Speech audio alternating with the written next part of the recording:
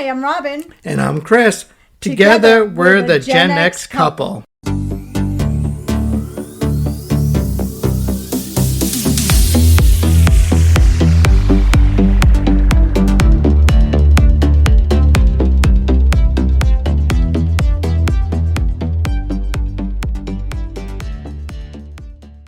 Hey guys. Take one. Hello, everyone. Hello. I don't know. I think this might be actually airing on Christmas. I haven't looked at the calendar that far ahead. So if you celebrate, Merry Christmas. If you don't, Happy Thursday. Yeah, you can go ahead. And I'm Chris, the guy who still can't untangle these stupid Christmas lights without questioning his life choices. Same. Today we're taking a jolly sleigh ride back to the 1980s to relive what Christmas morning was really like when we were kids. Back before smartphones, back before Amazon, and back when you could burn your fingers on a string of Christmas lights because they actually got hot. Yes, the good old incandescent danger bulbs. Today's kids will never know the thrill of wondering if the tree was going to spontaneously combust by noon. True. My Christmas mornings always started early, but not opening presents early. My dad, I think we've talked about this, my dad worked the overnight shift, so we had to wait for him to get home before we could open anything. Oof, that must have been torture. Yeah, it was. My sister, brother, and I would sit on the couch in our pajamas, staring at the tree like it might come to life if we looked hard enough. But my mom would always say, just wait till Dad gets home. And we'd wait, and it felt like forever. Every car that drove by, we'd run to the windows, and we were like, oh my God, is that him? That's both adorable and heartbreaking. It had a happy ending, though. When he finally came through the door, tired but smiling, that's when Christmas officially started, and the wrapping paper started flying like confetti. Someone always lost a bow in the couch cushions, and for a couple of hours, the house glowed. It was magic. It was magic. I love that. In my house, there was no waiting, mostly because my brothers and I were human alarm clocks. Well, there were 7 of you guys. Yes, we whisper fight in the hallway from about 4:45 a.m. until my dad finally yelled, "Fine, go downstairs." I can picture your dad doing that. Yes. That's the universal dad cry of surrender. Exactly. But even then, we couldn't touch a thing until my dad had his coffee. Watching that coffee pop drip felt like waiting for a miracle. Every Gen X kid knows the sacred rule. No gifts until parental caffeine is secured. So what was your favorite gift you ever got? Oh, well, I've talked about this. I'm pretty sure we talked about this last year. Easy peasy, my Cabbage Patch Doll, Raquel. She had the classic yarn hair and the baby powder smell. But my ultimate dream gift, the one I circled every year in the Sears Wish Book, was the Barbie Dream House. The big pink mansion with the elevator? Yeah, the elevator. I wanted it so bad. Every year I'd flip to that page and I'd stare at it like it was the Holy Grail. I'm still waiting, by the way. I never got it. So if anyone's listening and wants to fulfill a lifelong Christmas wish. Yeah, exactly. I'm accepting donations in the form of a slightly used Barbie Dream House, but it has to be the one from the 80s. And the elevator has to work. Yes, the Sears Wish Book was everything. I used to grab a pen and go wild, circling half the toy section. Yeah, the Sears Wish Book and the J.C. Penney catalog. I know kids these days probably can't even picture it, but it was like this book that came in the mail. It weighed like 4 pounds. It was 500-600 pages, and there was like a big toy section, and we would go through and we would circle what we wanted. So our parents were able to show Santa pictures of the things we wanted when we put it on our Christmas lists.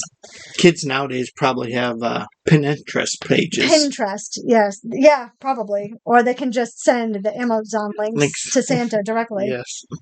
But yeah, those catalogs would get so dog-eared. Like dog ears when you bend down the corners of pages. I don't know if kids today even do that. But those catalogs were barely held together by the time we were through with them. I know I would lie on the living room floor circling dolls and board games and Light Bright and an Easy Bake Oven and the Dream House that I never got. Mine was all about Hot Wheels, Star Wars figures, and eventually the Nintendo Entertainment System. Yes, that was legendary. Yeah, the year I got it, my brothers and I disappeared for days. Just Super Mario Brothers and Duck Hunt marathons. My mom kept saying, "You need fresh air." And we all yelled back, "We're saving the princess." That was every kid's excuse in 1988. Super Mario Brothers, and it sounded like you said Dog Hunt, but it's Duck, D-U-C-K Hunt. That came with the Yeah. Super Nintendo. Yeah. Did I say Nintendo? I meant Nintendo. I pulled a Chris. But that's what came with it when you got the gaming system. So everybody had those games. And we probably did need fresh air. But if we got it for Christmas, who's going outside to play in December? I know. It is cold out. It's too cold to be outside. But anyway, do you remember how magical the living room looked before you started opening everything? You know, the colored lights, the piles of presents, the sound of wrapping paper creaking. And you must have had more under your tree than we did because there were 7 of you and there were only 3 of us. So I can't even imagine what the living room at your Bridgewater house looked like. It must have been filled to the roof with presents. And paper everywhere. Yeah, I bet. There was coffee brewing, and we always had cinnamon rolls in the oven. And that was Christmas in stereo. Yeah. My mom was the commander-in-chief of Christmas morning. She was pretty much the commander-in-chief of everything, actually. She was the boss. And she'd always have the vacuum ready, and she had the good mugs out for her and my dad, and she'd insist that everything looked nice before anybody came over later in the afternoon for Christmas dinner. Same here. My mom had the Christmas cheese ball, all like it was the centerpiece at the Louvre. My parents made a cheese ball, too. It was good, actually. Every family had one. No one knew what was in it, though, but it wasn't Christmas without a cheese ball. Actually, what is in it? I don't even know. It's good. I like it. I like it, too, but I don't know what's in it. I think I have my parents' recipe somewhere. I have no idea what's in it, but it's delicious. And do you remember that blue cookie tin? Yeah, the one that... Yeah. That one that later became the family sewing kit. Yes, exactly. Nothing says childhood betrayal like opening that blue tin, expecting cookies, and finding needles. Yeah, that's rough. Yes, I do remember that. Every Gen X kid also just nodded in agreement because we all know people of a certain age remember the blue cookie tin that was a sewing tin. So let's talk TV for a second. You remember how we had to schedule our entire December around the holiday specials? Oh my God, yes. That was, when we were kids, that was the highlight of December. Frosty the Snowman, A Charlie Brown Christmas, Rudolph the Red-Nosed Reindeer. You guys, when it was on TV, it was on TV. And if you missed it, you missed it. There was no streaming.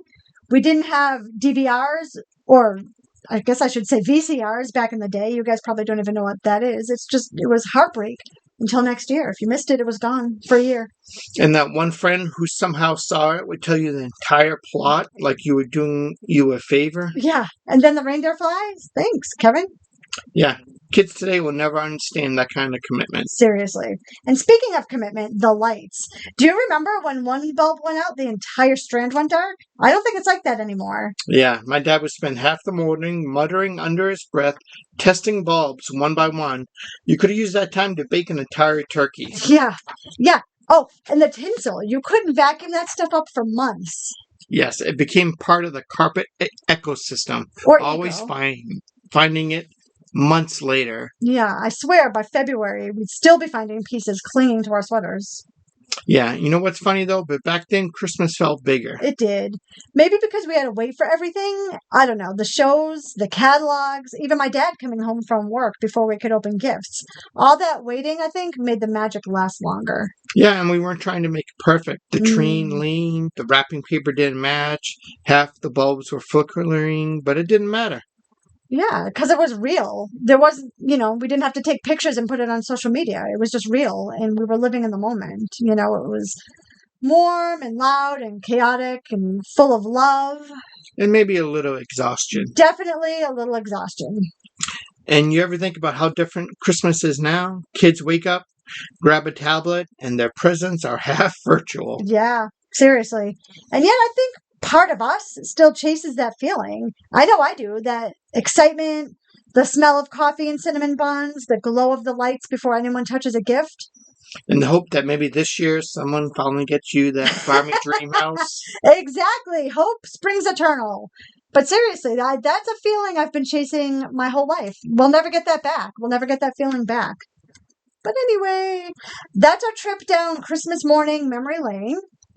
Thanks for joining us in this cozy ride back to the 80s.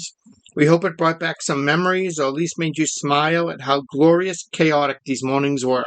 Yeah, and for you kids out there listening, that's just like a little sneak peek as to how we lived back in ye olden days in the previous century. you know what to do. If you enjoyed the episode, go follow us, leave us a review, blah, blah, blah, blah, blah. And remember, no matter what's under the tree, it's the laughter, the chaos, and the people you share it with that make it magical. Merry Christmas, you guys. And see you later, alligator. In a while, crocodile. Christmas crocodile.